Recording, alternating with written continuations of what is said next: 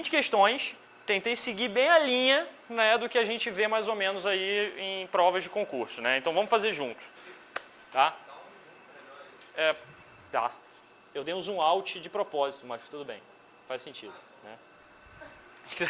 Para conseguir ler tudo.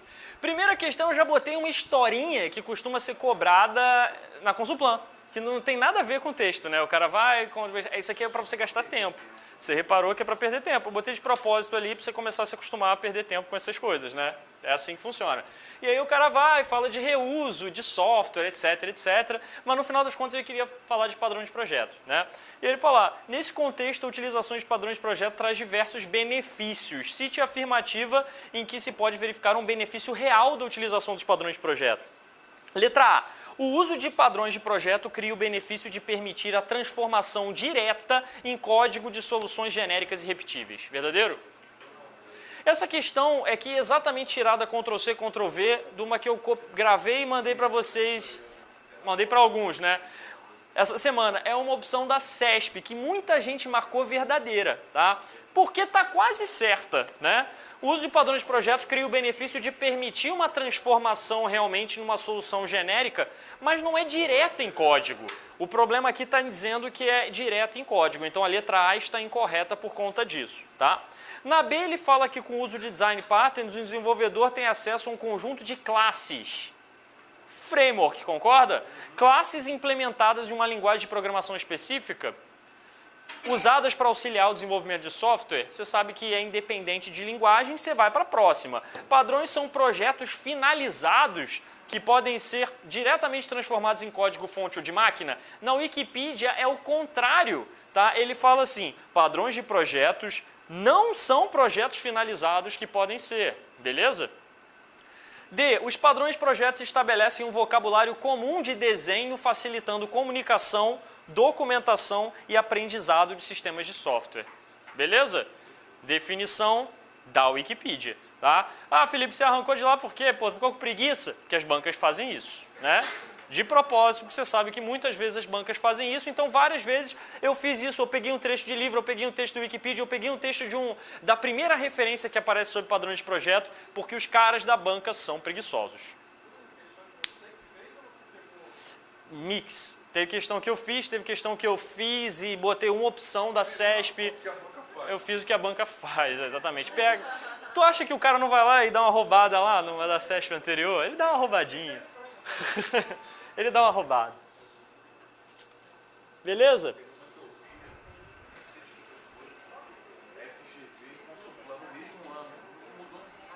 Aí eles fazem isso. Às vezes eles pegam a mesma questão e botam em outro ano.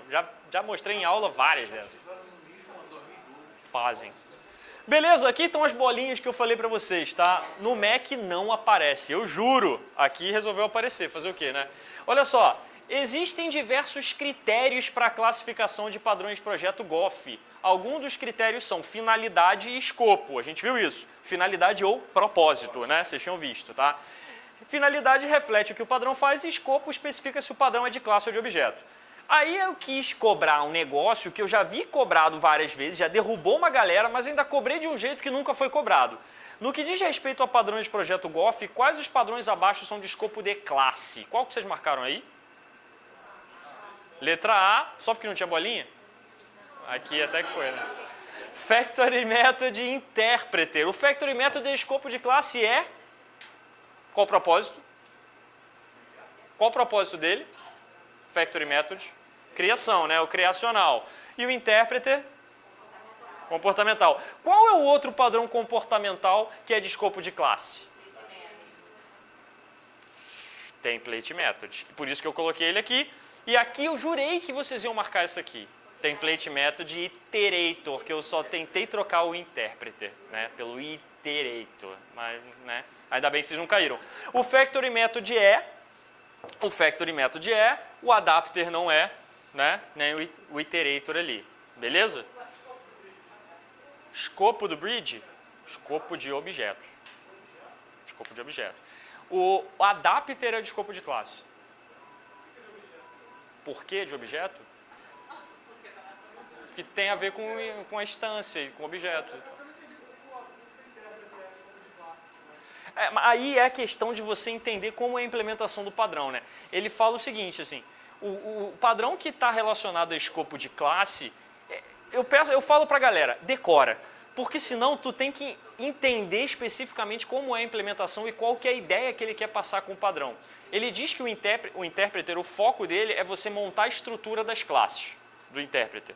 Por isso que ele diz que tem um foco. Já outros, o foco já não é esse, é comunicação entre objetos, dinâmicas, execução no sistema. Então é um foco, mas é difícil de você perceber isso conhecendo o texto do padrão. Você marcou B?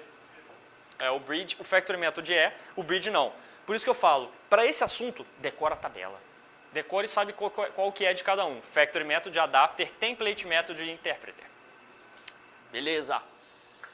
Vamos lá. Passei demais. Aqui é um assunto que já caiu, mas eu também dei uma alterada nele para cobrar de um jeito para ver se você lembrava quais são os números de cada um dos padrões de projeto, né? Você tem os 3 classificações aqui com 23 padrões de projeto, mas você saberia dizer quantos criacionais, quantos estruturais e quantos comportamentais tem cada um deles? Quantos são?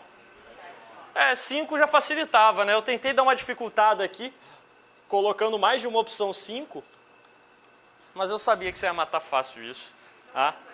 São ímpares, são 3 números ímpares, 5, 7 e 11, então fica fácil de matar. Na real, são 3 números consecutivos ímpares, então é mole, né?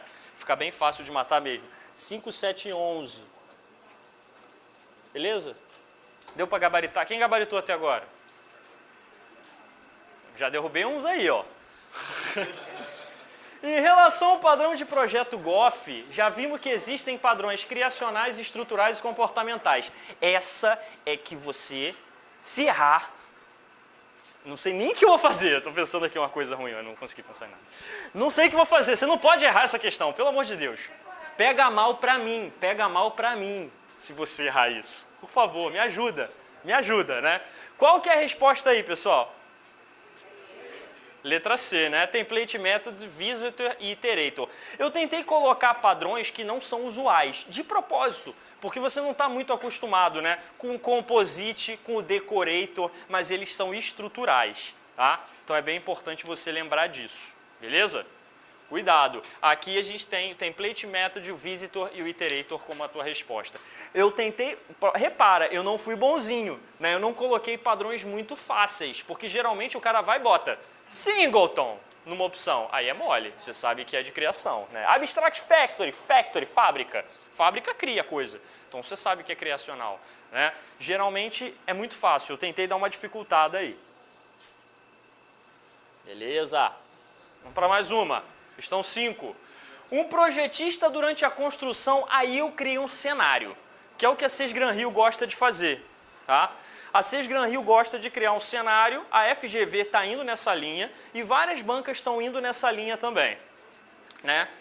Mas geralmente o cenário é só pano de fundo para o cara querer te dar o texto do padrão de projeto, tá? Então, no fim das contas, o principal é você saber parte do texto do padrão de projeto para te ajudar, tá? Muito dificilmente o cara vai fazer o quê? Ele vai pegar umas palavras do texto, ele vai dar uma alterada nela, para você conseguir tentar identificar qual é o padrão de acordo com a situação. Mas 90% dos casos você mata com o texto do padrão, que é o caso aqui, tá? Olha lá, um projetista durante a construção de um sistema financeiro, aí você já pensa assim, caraca, construção é criacional. Não, o cara está construindo um sistema, gente.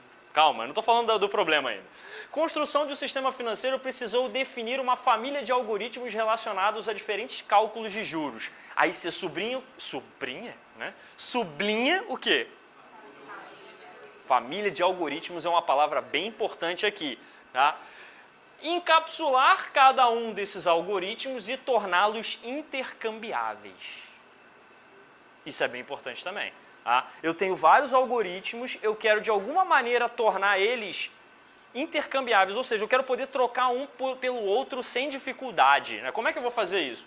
Ele fala, o projetista utilizou um padrão GOF que permite que o algoritmo varie independente dos clientes que utilizam. Outra parte do texto que eu roubei lá do GOF, né? Esse padrão pode ser usado para evitar a exposição das estruturas de dados específicas de um algoritmo que se deseja ocultar. Roubei de novo do GOF.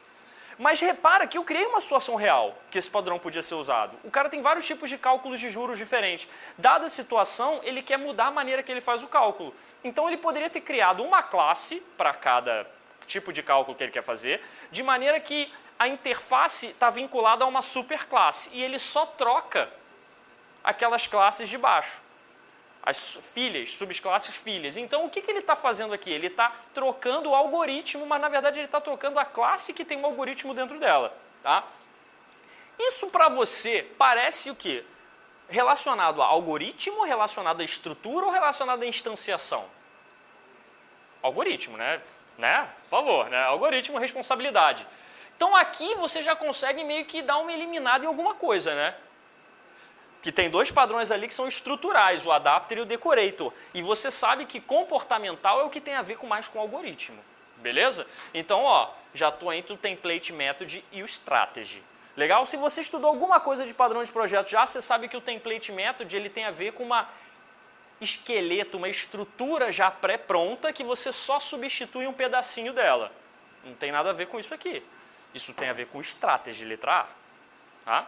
Família de objetos intercambiáveis. Se você der uma olhada no diagrama dele, eu não trouxe o diagrama de cada um deles, porque o nosso tempo é um pouco curto, mas se você der uma olhada, ele tem uma superclasse e ele tem várias subclasses dessa superclasse. E aí você pode trocar e usar qualquer uma dessas subclasses. O padrão dele é muito simples, na real. O desenho do diagrama de UML dele é bem simples. Tá? Só que ele é um padrão pouco cobrado. Beleza? Quem gabaritou até aqui? Estamos diminuindo o funil. Legal. Então, vamos lá. Seguindo a linha, vamos lá. Em um sistema de gestão hospitalar, essa questão é uma questão que eu mudei muito pouca coisa, mas é uma questão quase idêntica a uma questão da Sesgran Rio de 2013. Tá? Sistema de gestão hospitalar deve haver uma funcionalidade para pesquisa por informações previamente registradas. Essa funcionalidade deve ser apresentada aos usuários como um formulário de interface gráfica da aplicação, cuja composição deve ser diferente em cada uma das situações. Quais elas? Na primeira, o formulário deve apresentar ao usuário campos que permitam realizar buscas, bababá, estou falando bababá, tá? Na segunda, o formulário deve apresentar campos para permitir que os usuários a realização de buscas de métodos cadastrados no sistema. Tá. O arquiteto responsável pela implementação dessa funcionalidade decidiu usar um padrão GOF. Esse padrão permite aí vem a parte que te interessa, e você já cansou um pouco aqui de ler, né? A construção de produtos com diferentes representações, de tal forma que o mesmo processo de construção possa ser usado para criar produtos diferentes. De novo, o contexto que eu criei aqui faz sentido. Tá? O sistema de gestão hospitalar, o cara quer mostrar um formulário que pesquisa por usuário ou um formulário que é pesquisa por médico. Isso pode existir no sistema. Ele teria que replicar o código? Não, vou aplicar um padrão de projeto que faz isso aqui. Construo produtos. Se eu estou falando de construção, eu estou falando de que tipo de padrão? Criacional. Né? Então vamos ver se isso já te ajuda em alguma coisa aqui. Não, de propósito, porque eu não sou bonzinho também, que aí já fica fácil demais. Né? Mas, se você for ler o texto que ele fala lá em cima para você, ele está falando um texto bem próximo, que é o do padrão de projeto que a gente já viu antes. Construção de produtos com diferentes representações, de maneira que o mesmo processo de construção possa ser usado para criar produtos diferentes. Qual que é esse texto do padrão de projeto?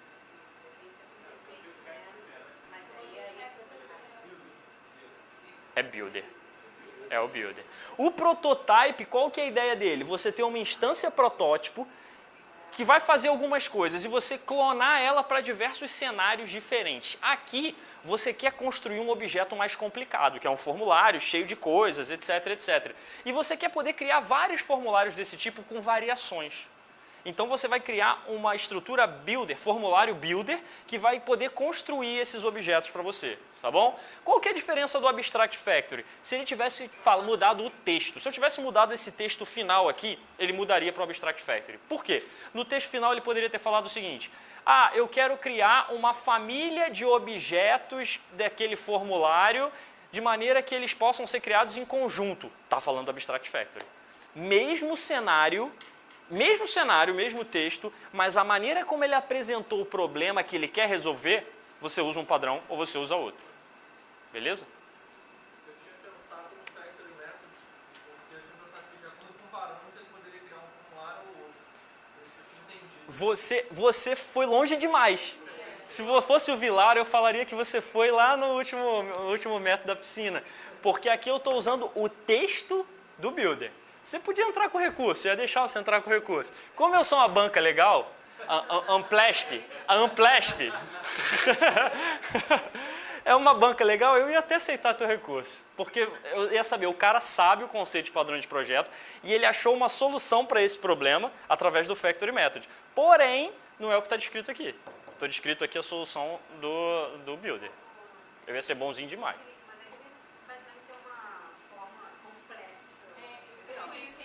Eu só tirei a palavra complexo, porque eu sabia que vocês iam procurar ela. Mas eu só... Repara o texto. Lê depois o texto lá. Já diferente é complexo. Esse texto final. Construção de produtos com diferentes representações de tal forma que o mesmo processo de construção possa ser usado para criar produtos diferentes. Esse é exatamente o texto do Builder. Só tirei a parte do complexo. Então, se você substituir aqui... Gente, assim, tem maneira muito melhor de eu dar essa aula, que é eu implementar aqui na frente, mostrar o diagrama e te mostrar o porquê que isso aqui é. Mas isso é muito custoso para o ganho que você vai ter. Então, o ganho melhor nesse tipo de questão, para concurso, nesse tipo de ambiente que a gente está aqui, é a gente focar dessa maneira. Infelizmente, você tem que saber certas descrições de padrão.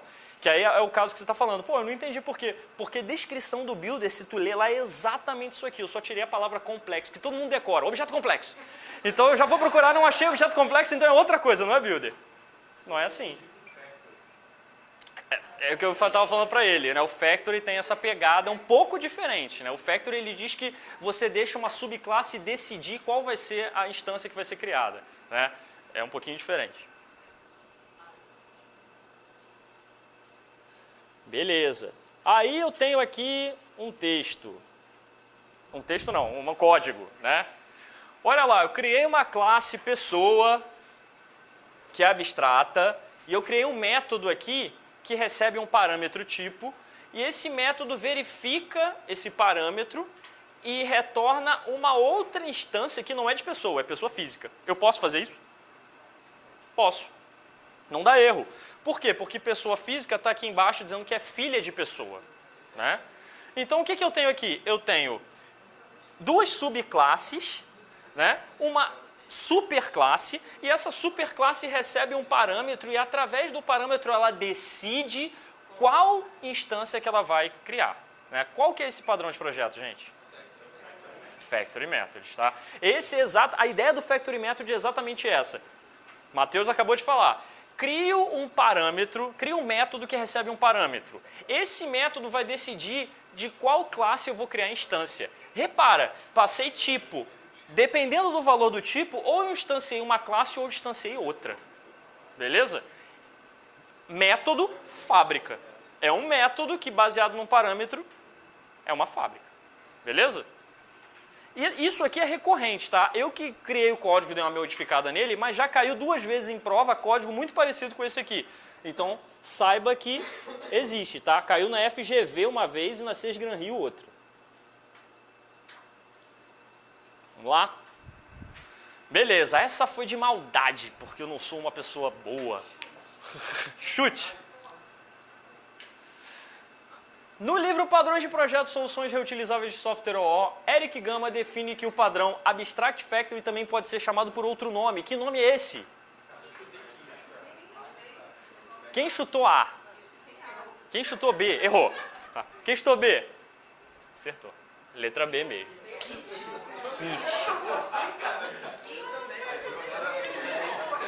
Eu sabia que vocês iam ver. Aí que vem a parte legal. Eu copiei a questão. Ela já caiu em concurso. Tá? Pô, Felipe, você inventou, isso nunca cairia. Já caiu em concurso. Tá? Por que é kit? O que o Abstract Factory é? Uma família. Pensa num... Vamos lá, eu quero criar... É um kit de objetos. É um kit completo.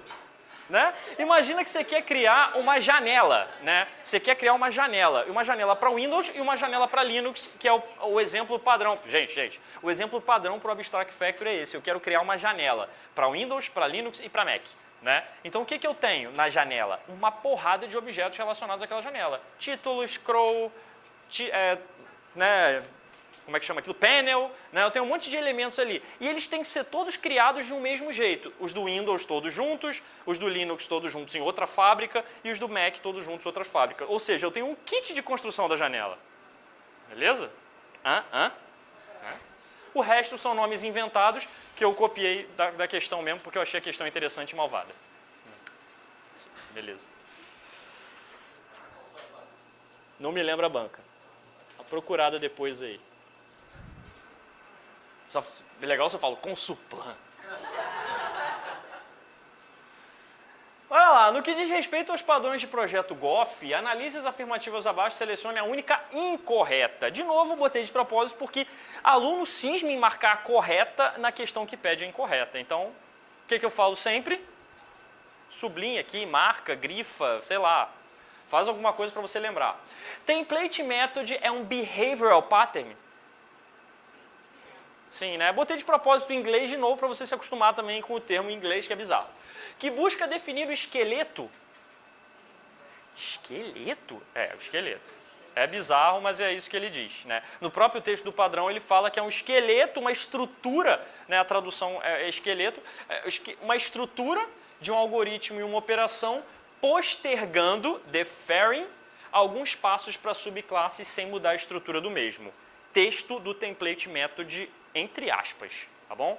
Esse é o texto dele. Então o pessoal já decora, template method de esqueleto. Ou o cara vai botar outra palavra e tu vai cair, olha o que eu tô falando.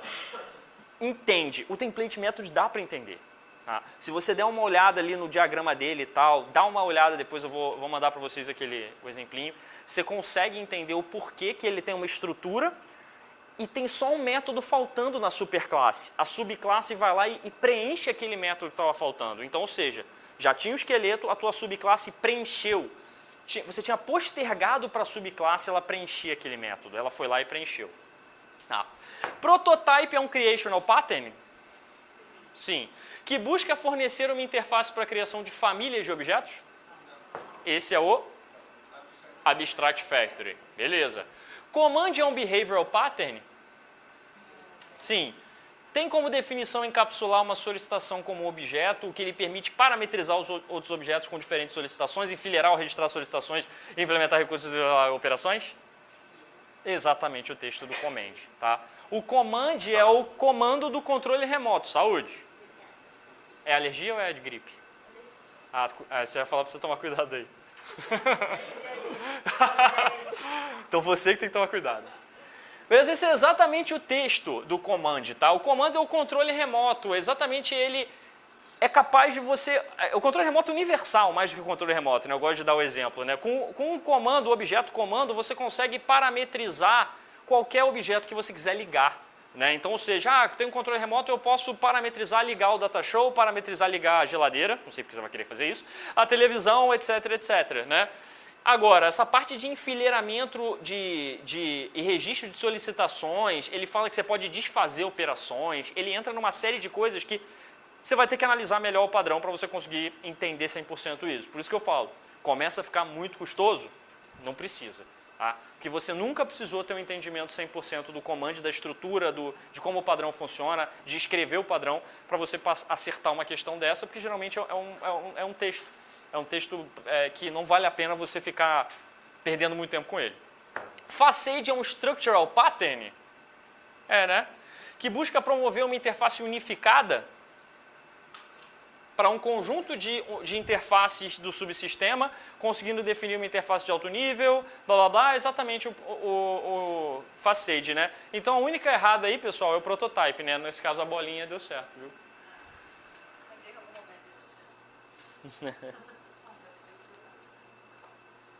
Beleza. Mais uma questão maldosa, de propósito também.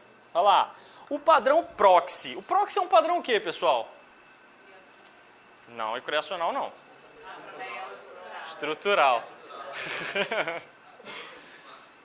Aproximar, né? Nossa.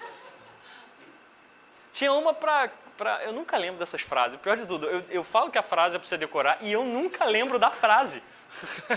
Mas tem uma frase também para os abstratos, para os criacionais, né? Vocês lembram ou não? A fábrica abstrata constrói um protótipo único. Isso aí.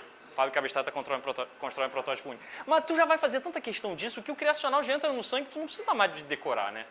Olha lá, o padrão proxy é um dos padrões Goff muito utilizados em contextos diferentes. Que é verdade. Inclusive em aplicações JTE, é verdade. Tá? Em alguns frameworks de mercado. Com relação a esse design patterns, as situações em que ele pode ser aplicadas, quais são? Letra A, Server Surrogate Image Pointer. B, Protection Virtual Smart Reference Remote. Vocês já ouviram falar disso aí? Já caiu em prova. Na FGV, em 2014 caiu isso aí. Uma questão muito parecida com essa, eu só mudei, acho que, as opções e as palavras, tá? Você chutar alguma coisa aí? Resposta letra B. Quem foi pela bolinha se ferrou. Letra B, tá? O proxy. Qual que é a palavra que você lembra dele? A palavra do proxy.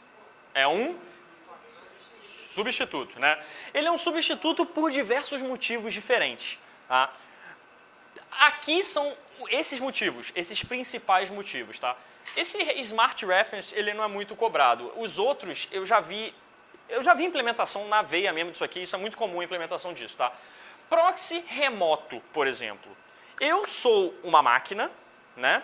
E eu preciso falar com o Fabrício, que é outra máquina. E tem um objeto aqui rodando na minha máquina que precisa falar com o objeto que está na máquina do Fabrício ali. Como é que eles vão se falar, né? Tem esse proxy remoto aqui, que esse meu objeto fala com o objeto substituto, que ele sim consegue falar com o objeto da máquina do Fabrício. O proxy remoto é um substituto remoto, que está em outra máquina. Aí fica mais fácil de entender assim, né? Substituto que está em outra máquina. Então, esse meu objeto aqui fala com esse aqui faz a comunicação com o Fabrício lá, pega a informação que ele precisa e ele devolve e parece que eu estou falando com um cara na minha mesma máquina, meu mesmo endereço local. Substitutos em ambas as máquinas. A gente chama esse cara de stub. Tá? É um conceito comum. Stub é uma classe que só faz um contato e volta, é uma classe burrinha.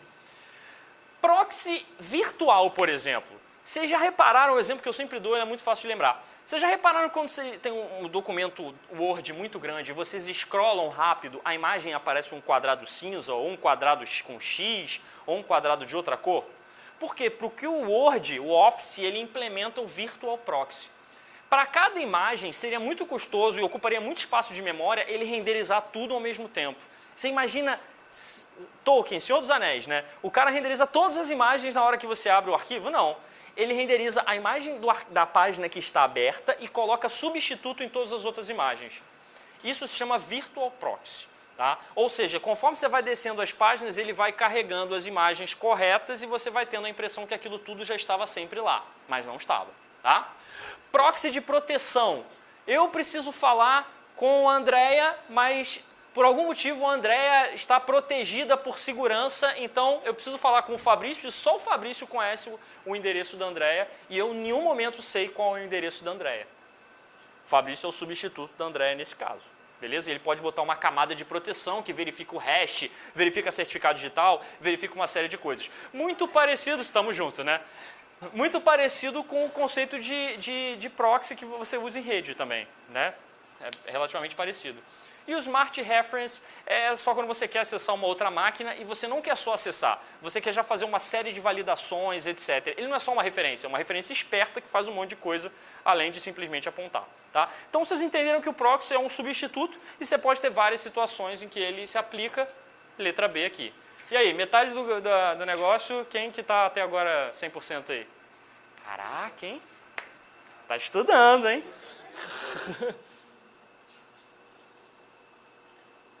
O jogo pode virar, hein?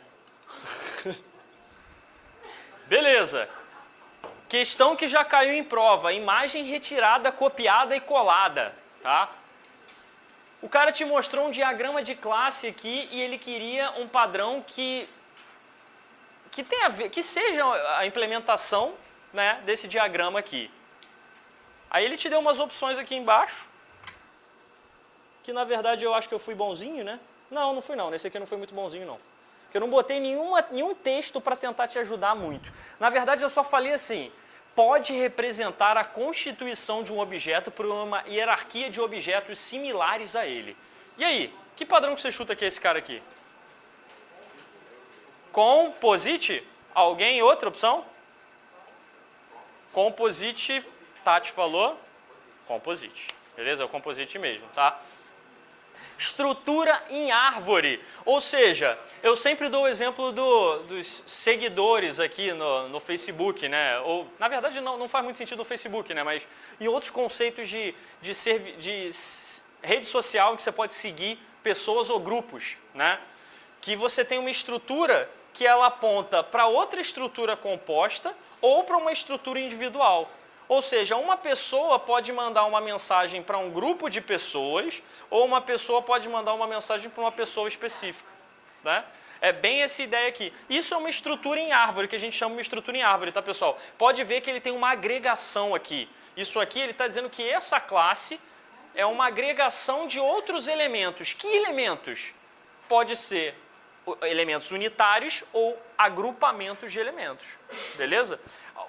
O composite, ele tem essa estrutura e exatamente essa ideia. Eu só mudei um pouco as palavras, primeiro para tentar te puxar para um padrão criacional. Constituição, né? Não, a constituição é porque ele compõe, na verdade, a composição, mas aí falar composição já ia te entregar qual é o nome do padrão, que é composite, né? Então, ele constitui um objeto que é uma hierarquia de vários objetos que são parecidos com ele, ou são agrupamentos ou são objetos individuais. Beleza? Beleza.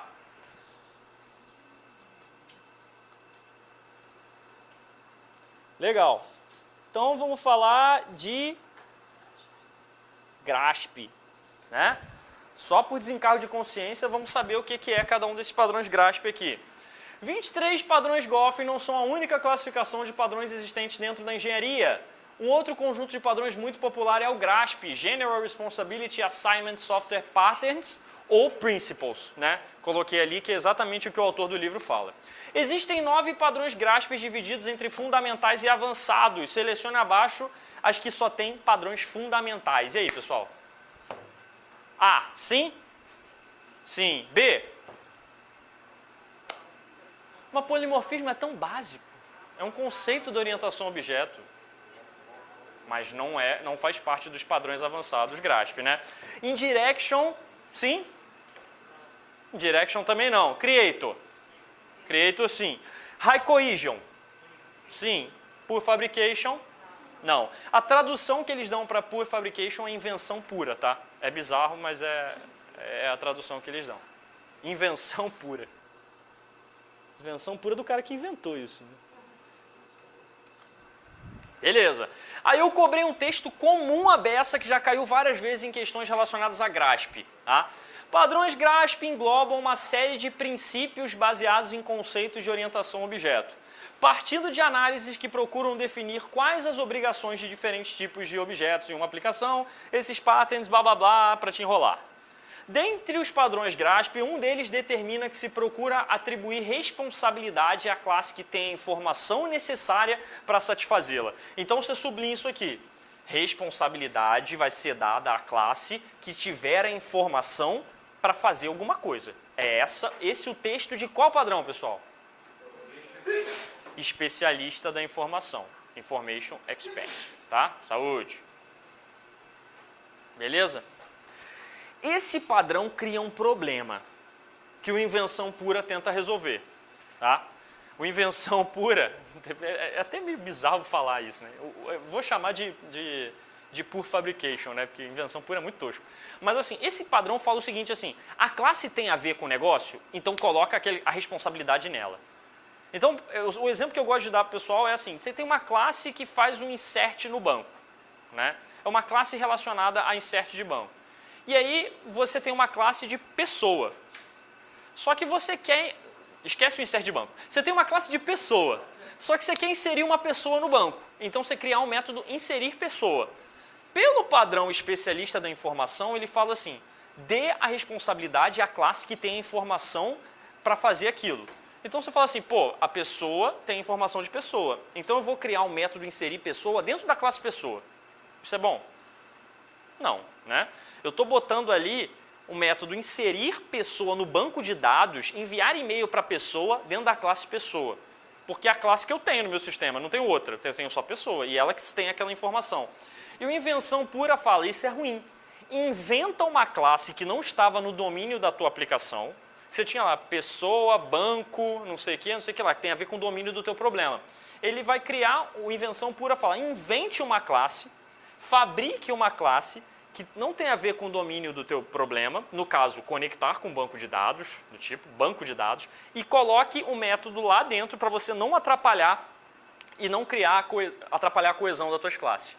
Beleza? Porque o especialista da informação ele começa a causar um problema de coesão. Você começa a botar muita coisa nas classes que não são de responsabilidade delas. Aí você tem que aplicar o pur fabrication para tirar um pouco isso. Só para vocês entenderem o conceito da coisa. Tá? Beleza. Vamos lá. Acerca dos padrões Goff. Ops. Prototype é o padrão criacional, até aí tudo bem, né? Responsável pela especificação dos tipos de objetos a serem criados usando uma instância prototípica e pela criação de novos objetos copiando esse protótipo. Verdadeiro? Perfeito, né? É exatamente o texto do prototype, tá? Você cria uma instância, que vai ser um protótipo, e você sai clonando isso em vários momentos. No Java você tem um método chamado clone, que já te dá a possibilidade de fazer isso de uma maneira semi-direta, né? Você tem que fazer algumas coisinhas, mas ele já te adianta. Iterator é o padrão integrante do grupo de comportamentais? Sim, né? Que provê uma forma de acessar sequencialmente. O iterator é isso, né? Você tem um iterador para cada lista no Java. Você já tem uma maneira de pegar, dar um get iterator da tua lista, pegar um iterador para você acessar sequencialmente os elementos daquela lista, né? Os elementos de um agregado de objetos, que é uma lista, né, no caso do Java, sem expor a representação interna desse agregado. Exatamente o texto do padrão, exatamente a ideia dele. 3. Memento é o padrão comportamental que define uma interface de nível mais alto que torna o subsistema mais fácil de usar. Qual que é esse? Facade, né? Então, 1 e 2 estão corretas, letra B é nossa resposta. Qual que é a ideia do memento, que eu sempre comento? É um snapshot, mas qual que é o objetivo do snapshot? Poder retornar ao estado anterior, exatamente. Momento, é. Eu sempre brinco com o pessoal que é o Ctrl Z, né? Porque você consegue ter vários momentos, ele vai marcando, tirando vários snapshots, de maneira que você consegue ficar voltando para esses momentos depois, né? Ou seja, o Ctrl Z implementa esse memento aí também. E eu sempre lembro a galera que tem um filme chamado Memento, que é muito bom também, eu recomendo ver. Que muita gente não gosta. Não, tem a ver, o cara vai voltando no tempo para trás, assim. Então você também lembra do professor vendo o filme. Vamos lá. Aí aqui, de novo, eu tentei ser mal, mas eu botei, foi bonzinho. Entreguei, né? Entreguei, cara. Uma aplicação e-commerce tem vários bancos e tal, mostrei a situação. Ao modelar uma forma de execução do pagamento, dado que é necessário selecionar um entre vários tipos de bancos, a ideia do projetista da aplicação foi criar uma corrente de objetos. Daqui já entreguei, vai. Né? Não, André. Corrente... Traduz para o inglês. Chain of Responsibility, né? Entreguei de bandeja. Mas só para você entender, né? Repara aqui que eu ainda botei um banco chain, cara. Banco chain, cara. Na verdade, eu peguei o diagrama pronto já, tá? Eu não fiz, não. Mas já entregou. Eu sempre dou o exemplo do caixa eletrônico, que eu gosto de dar esse exemplo, que eu acho que foi bem fácil. Aqui no caso, eu fiz uma implementação diferente, mas... Você imagina que você tem um objeto dentro do... Você tem um caixa eletrônico que você programou orientado a objeto, né? Então você tem um objeto para tratar cada tipo de nota. Você tem um objeto para tratar a nota de 50 para entregar para o cara, um objeto para tratar a nota de 20, um objeto para tratar a nota de 10. Então o que o objetão caixa eletrônico faz? Cria uma corrente entre esses objetos. E ele pede para a nota de 50, me vê quantas notas de 50 você puder me dar. Ele vai dar todas. Sobrou? Chama o próximo cara da corrente para me dar quantas notas de 20 você puder me dar. Beleza? E ele vai te dando Assim, obviamente, você vai no caixa eletrônico, você só consegue pegar nota de R$50, que é um problema, né? Mas nessa implementação resolveria a sua vida. Tá? Repara aqui que eu tenho um carinha, que não sei se você vai conseguir enxergar aqui, mas tem um set next aqui em algum lugar. Tá? Que ele cria, esse cara é o cara que cria a corrente entre os objetos. E ele diz quem é o próximo objeto da corrente a ser chamado. Então, exatamente, ele primeiro chama o cara que trata as notas de 50, depois as notas de 20, depois a nota de 10, depois a nota de 5. Cria uma corrente de objetos. Beleza? Bem essa ideia aí.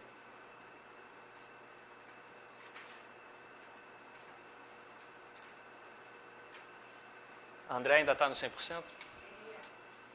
Droga. Hã? Não, eu falei droga. Comemorou? Não, devia ter comemorado mesmo. É bom que vocês errem. Aqui. MVC. Em português, modelo, visão, controlador, blá blá blá. Responda a correta. Vamos lá. Uma vantagem da arquitetura MVC é a maior organização do código, que de certa forma contribui para a redução de número de classes da aplicação. Verdadeiro? Falso. Essa é a maior... Eu não quis mencionar quando eu falei de MVC isso, porque é a maior pegadinha que o pessoal cobra. Porque você fala assim, aplicar MVC é bom? É, mas não é para tudo bom. Por quê? Porque imagina que você tem uma classe só no seu sistema que faz tudo. Isso é bom? Não é. Mas você tem uma classe só. Agora, se você resolve aplicar MVC, você divide a responsabilidade em 3 classes. Tu vai criar uma visão, um controle e um modelo. Você pelo menos dividiu em 3. Ou seja, seu código aqui, de certa forma, aumentou o número de classes. Beleza? Então, aplicar MVC não reduz complexidade de código. Tá? Pode reduzir uma série de coisas, mas não necessariamente reduz número de classes e complexidade. Tá? Depende da situação. Tá? Não é uma coisa direta aqui. Beleza? Muito cuidado, isso aqui é muito cobrado em prova. B. O padrão MVC possibilita a existência de diversas interfaces com o usuário, que podem ser alteradas sem a modificação de regras de negócio. Verdadeiro? Verdadeiríssimo. Eu posso criar várias views, várias visões diferentes, que se comunicam com modelos diferentes ou até com o mesmo modelo. Depende da minha necessidade. Não é isso? Legal? E eu posso mexer nessas visões sem alterar o meu negócio, meu model. Né? Essa que é a vantagem do MVC. Desacoplar as coisas. Beleza? Você troca. Você imagina que você criou lá eu sempre dou esse exemplo também no MVC. Você criou um controle, um view que é um site para jogar poker. Mas aí você resolve fazer um aplicativo para celular que joga poker. Você precisa fazer o controller e o model? Não, já está tudo lá no seu servidor. Você precisa fazer uma view que faz o trabalho para celular. Então você só cria um pedacinho e só substitui essa parte. Ah, eu quero criar agora um para desktop. Felipe, mesma coisa. Você vai lá e cria uma view de desktop que se comunica com o controller que está online lá. Beleza? Essa é a ideia do MVC. Te dá essa flexibilidade. As outras opções vão estar erradas então, né? Vamos ver. Controlador é a camada responsável pela persistência com o banco de dados, pessoal. Qual que seria essa? Mais próxima. O model, né? É até um pouco agressivo falar isso. O model tem a ver com o estado da tua aplicação. Agora, persistência de banco já estou indo longe demais. Eu nem sei se a minha aplicação tem persistência. Né? MVC não quer dizer que a aplicação persiste dado. Não tem nada a ver. Né? Beleza. Agora, regras de negócio, sim, model. Né? Mapeamento de ações de sistema, model também. No MVC, a visão é responsável pela manutenção do estado da aplicação. Falso também. Qual que seria? Model. Todas essas frases foram tiradas de questões da CESP. Tá? Eu só compus ali numa questão Consulplan.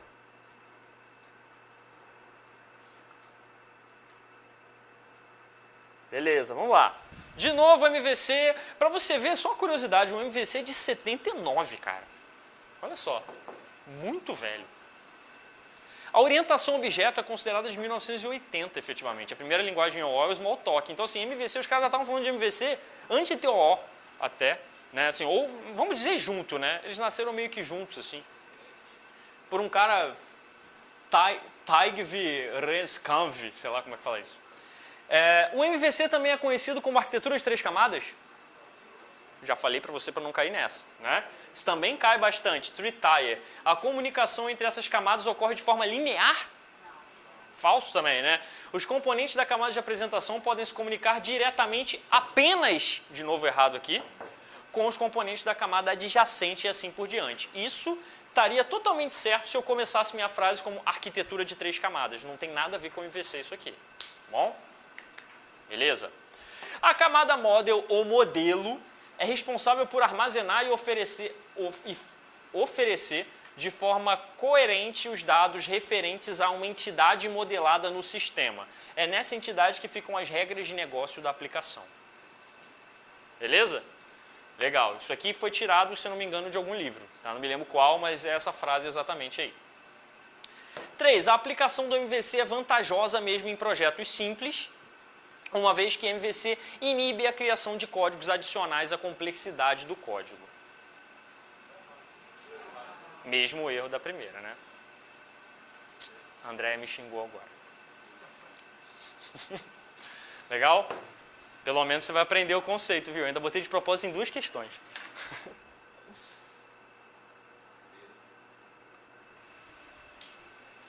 B, né? 2, só 2, né? Aquela outra questão eu acho que foi tirada da CESP, tá? Errada, CESP, aquela última frasezinha. Um dos 23 padrões de projeto GOF utiliza compartilhamento, já matou, né? Para suportar grande quantidade, algumas eu quis entregar de bandeja para você também, né? Igual a prova, né? Algumas a gente entrega, né? Grande quantidade de objetos de granularidade fina de maneira eficiente. Esse padrão é conhecido como flyweight, né? Hã? Motivacional, né? Acho que alguns ainda erram, cara. Porque ele não é muito cobrado, né, o flyweight. Ele é muito pouco cobrado. Eu só vi questão de flyweight cobrar exatamente esse termo. Eu nunca vi nenhuma outra questão diferente que o cara fez sobre flyweight. Né? Seria legal até botar, de repente, um diagrama do ML de flyweight, que é grande pra caramba. Eu acho que o maior diagrama é o flyweight. Ele é bem grande. Beleza, aqui eu botei um conceito que já caiu perdido em algumas provas assim, que eu achei interessante porque junta com uma questão que a gente já comentou um pouquinho, que é o RMI. Tá? RMI é o Remote Method Invocation, ou seja, invocação remota de métodos. Ou seja, o que é isso? Eu estou numa máquina aqui, eu quero chamar um método lá daquela outra máquina. A gente já falou disso hoje, né? Quando? No proxy. Remote Proxy. Né? E a questão pergunta exatamente, o RMI é uma tecnologia Java que está desde a versão 1.1, etc, etc, está há um tempão e tal, em que um objeto ativo em uma máquina virtual Java pode interagir com o objeto de outras máquinas Javas através de um objeto local, que é o stub, que eu comentei com vocês hoje ali, e ele está perguntando qual que é o padrão que fala a respeito desse cara aí. Botei até o desenhozinho aqui para vocês. Aquela questão bem enche linguiça, né? O cara conta a história da RMI, bota um desenho e tal, e pergunta. A nossa resposta é a letra D, proxy. Tá? Mas repara que é essa ideia que eu mostrei para vocês, tá, pessoal? Eu tenho aqui meu objeto, ó, eu estou falando com o stub que está aqui na mesma máquina que eu. O stub vai lá, fala com o cara, recebe a informação e me responde. E eu nem sei com quem eu estou falando. Só quem sabe é o stub, que ele conhece o endereço do objeto, etc, etc. Beleza. E aquele tipo de questão que te dá um monte de dica para ver se você acerta, né? Aqui eu coloquei algumas até de dicas e que talvez vocês não acertassem se eu colocasse só elas, mas aí pelo menos você aprende alguma coisa com a questão, né? Olha lá, padrão de projeto comportamental, não ajudei, de propósito, né? Que possui as características abaixo, conhecido como action ou transaction. Já ouviu falar? Agora você sabe qual do resto, né? Você sabia mesmo por causa do action? Foi você, Matheus, que falou? Tu sabia não, né? Ah. Desacopla o objeto que invoca a operação daquele que sabe como executá-la, encapsula uma solicitação com o objeto, aí eu entreguei, né? Eu vou te ajudar, que eu sou a Consulplan, eu sou Amplasp. Suporta operações que podem ser desfeitas, tá? Eu botei algumas dicas aqui que eu acho que são legais aqui. Primeiro, volta e meia cai em prova outro nome do padrão. Né? Eu já vi cobrar o proxy, por exemplo, que eu já vi gente chamar de surrogate. Não sei se você já ouviu falar isso, né? Mas comumente já foi cobrado isso. Tá? Esse cara eu nunca vi. O command eu nunca vi. action ou transaction. Pode ser que te ajude em algum momento. É improvável, mas quem sabe, né? O kit já caiu o kit, pô, né? Então, mas você sabe que o command tem essa pegada aqui. E aí, fala. Já tinha, né? É. Quando eu botei, eu quase troquei o command daquela. Eu falei, putz, vou tirar o command daquela. Mas eu falei, deixa pra lá. Quando a gente faz um simulado só com muitas questões do mesmo assunto, eu tomei muito cuidado para tentar uma questão não dar dica da outra. Eu acho que quase consegui, quase todas, assim. Mas, né, foi a única que ficou mais crítico, assim. Então, beleza. Aí eu botei a discursiva que já caiu em algum momento no sei lá quando, né? Que é uma discursiva que te pede para falar a respeito de criando um contexto TRE. Você tem uma classe que é centralizadora das votações do país, né? E aí ela vai ser responsável por centralizar a votação de todas as urnas eletrônicas do país, mas você tem que ter uma só, para o pessoal não ficar roubando, né? Criando várias instâncias. Então você tinha que criar um singleton. Legal? Alguém? Quem implementou? Tentou. Ah, beleza. Então, assim, primeira coisa do singleton, antes de mostrar qualquer coisa aqui, primeira coisa do singleton, qual que é a característica de uma classe singleton? Por onde você começa? Por onde eu quero começar? Eu quero começar a escrever um singleton. O que é a primeira coisa que eu faço? Eu escrevo public class, o nome da classe que o cara me deu. Abre e fecha chaves, tá? O cara não vai te dar nenhum ponto por isso, mas pelo menos você se sente motivado. Tô programando. Eu comecei, né? Beleza, tá bom. E aí, qual é o segundo passo que a característica maior que o singleton tem? Construtor privado. Então, é uma excelente maneira de você começar. Então, vamos lá. Eu começaria assim, ó. Ver se dá para eu escrever aqui. Putz, isso é um PDF, não dá para escrever aqui. Abre o Notepad, né? Vamos lá. Caraca, no Windows 8 eu não conheço.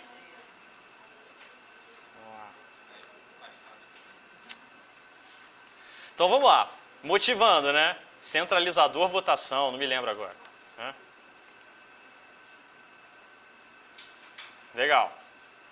Beleza.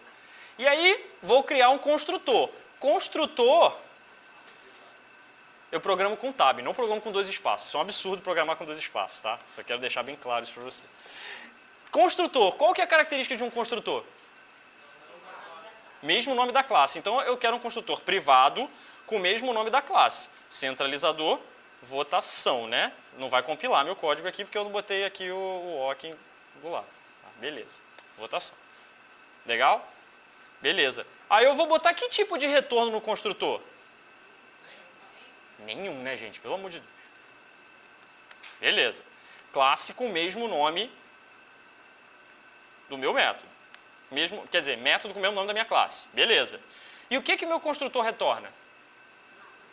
Não precisa retornar nada. Eu só quis mudar o modificador dele. Não é isso? Tudo bem até aí?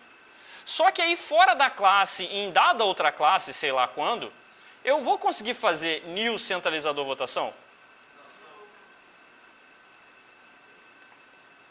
Não vou, né? Por quê? Porque o new chama o construtor. Se o construtor é privado, ele só consegue ser enxergado dentro da própria classe. E eu estou fora, não consigo mais chamar. Como é que eu vou chamar alguma coisa dessa classe agora? Eu tenho que criar um método. Beleza? Esse método, geralmente, quando a gente fala de singleton, ele tem um nome padrão. Primeiro, qual é a visibilidade desse método?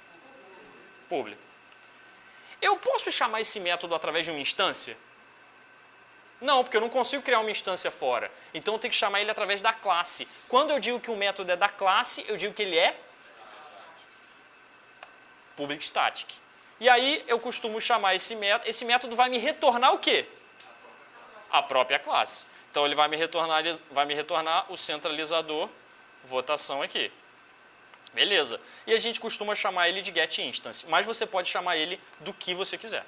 Tá? Do que você quiser. Beleza? Então, a princípio, ele vai dar um return instância aqui. Só que não existe essa variável instância no meu código, então eu tenho que criar. Não é isso? E ela vai ser privada, para não poder acessar de fora, né?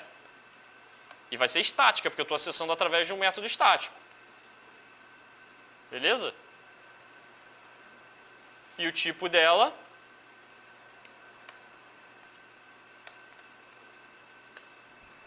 beleza?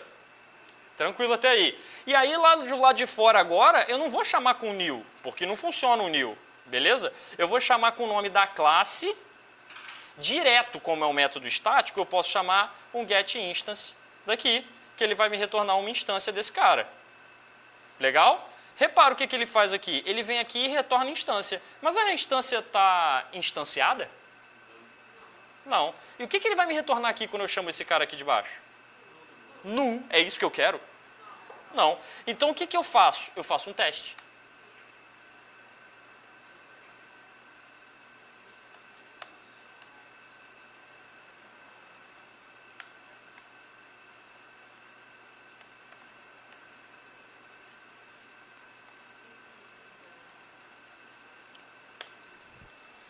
Beleza? Funciona? Matheus, nosso professor da Kaela. Funciona? Beleza? É isso. Isso é um singleton. Tá? E a gente faz ele não decorado. A gente faz lembrando das necessidades e das características de um singleton. Então, se você tem um pontapé inicial de que o singleton ele é um cara que tem um método privado, você já começa a conseguir a implementação disso. Né? Você já começa ali, na lógica, a começar a implementar esse cara. Beleza? Obviamente que você vai ter que lembrar do que é um estático. Né? E outra coisa que eu poderia te pedir é um diagrama de classe disso aí. Né? Lembrando um pouquinho do ML, não na prova, não acredito que na prova do TRE, até porque não tem o ML, né, no nosso edital, mas lembrando um pouquinho da UML, você lembra que você vai ter a caixinha do ML, na parte de atributos você vai ter essa instância aqui, que ela vai ser sublinhada, porque ela é estática, não é isso? Depois eu até posso mandar para vocês aí, se você quiser, o Fabrício. Tá? E aí você lembra que esse cara vai ser o quê? Vai ter um menuzinho na frente, porque ele é privado. Esse cara vai ter um mais na frente e vai ser sublinhado, porque ele é público e é estático. E no ML a gente sublinha atributos e métodos estáticos. Beleza? Então, legal, pessoal. No final das contas, acho que... Quanto, Andréia? 18? Alguém mais aí? Nossa, campeã de padrões de projeto. Aí, mandou bem. Então, olha só, espero que vocês tenham gostado, tá? Quem estuda comigo sabe que eu tenho o costume de mandar... Pera aí, pessoal, rapidinho. Quem estuda comigo sabe que eu tenho o costume de mandar mais exercícios a respeito dos assuntos. Então, volta e meia eu vou mandar para vocês uma lista de padrões de projeto com coisas mais difíceis e coisas mais mirabolantes e tal. Eu gosto de fazer isso até para você relembrar os conceitos, tá? Espero que vocês tenham gostado. Quinta-feira que vem tem mais. Valeu!